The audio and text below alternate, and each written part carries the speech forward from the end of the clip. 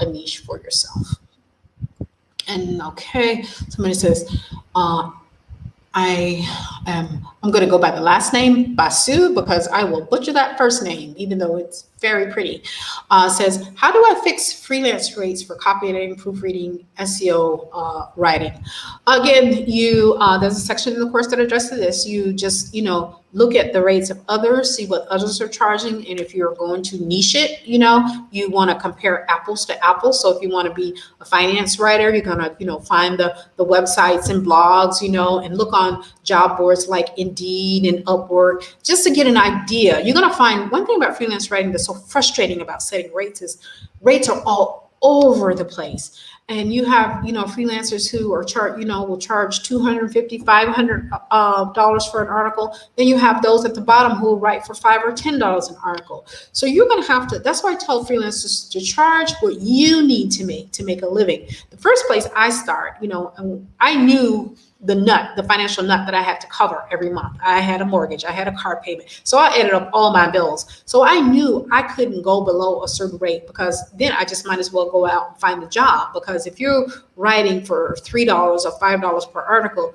you're going to burn out trying to, make a decent living at that. So I started at 25 because my rationale at the time was, if I could write 4 articles a day, that's $100 a day, that's $3,000 a month. Now, I was naive enough to not even be thinking about taxes. Back then I wouldn't say naive enough. I was just desperate. I wasn't even thinking about taxes. I'm like, I just need to make enough money to pay my bills every month. So that's why I set my rate where I did. And then as you settle into it, then you go from there. But you definitely want to research what other freelancers are charging, check the major job boards, to see what clients are paying. That's a good reason to check the job boards.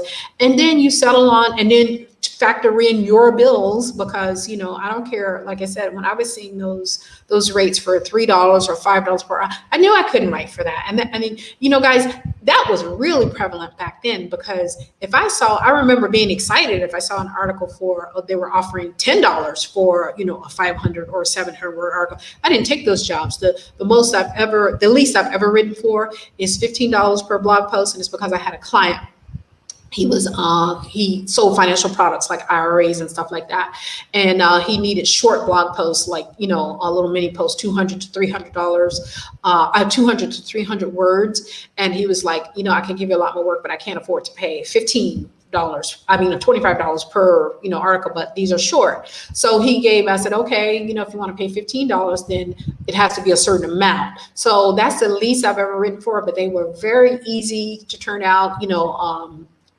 Personal finance heavily overlaps in real estate, because you have to pre-qualify. So bottom line is, I knew a lot about the subject matter already. They were easy for me to turn around, and he guaranteed a certain amount. So that's why I did that.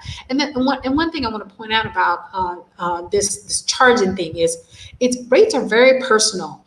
And I don't even think I put on my website that I was charging that little, because at the time I was embarrassed by it. I got, in the sense of other freelancers were, they were shaming, they shame you. Oh, you shouldn't be charging that. You're bringing down the rate for everybody. But like I said, I was charging what I needed to make a living. Nobody's showing up on your doorstep paying your mortgage or paying your bills, at the first of the month. So that's why I say, take into account what everybody else is doing, see what clients are paying. 9 times out of 10, you can charge more than you think you can. But the thing that prevents many freelancers from doing it is they're not comfortable charging more. And if you don't have the confidence, I don't care. Confidence is the golden ticket. And the only way you can get more confident is to get experience. In my experience, once you get experience, then you'll be like, okay, I'm charging $150. And if you can't pay it, no, I'm sorry. I know my worth. But when you get the confidence, that comes across in how you deal with clients. They don't even question because you know what you're doing. But if you're not comfortable, it comes across. I don't care how much you try to hide it. We all know those people who are like, oh, she's such a pretty girl, but she's not confident. Or you see somebody, who's maybe not that attractive guy, but you're like, he has all the confidence in the world. It makes a huge difference. So just back to that, setting your rates. Definitely do your research. Job boards for what clients are paying. The blogs, and forums. Facebook is a great to go in some of these freelance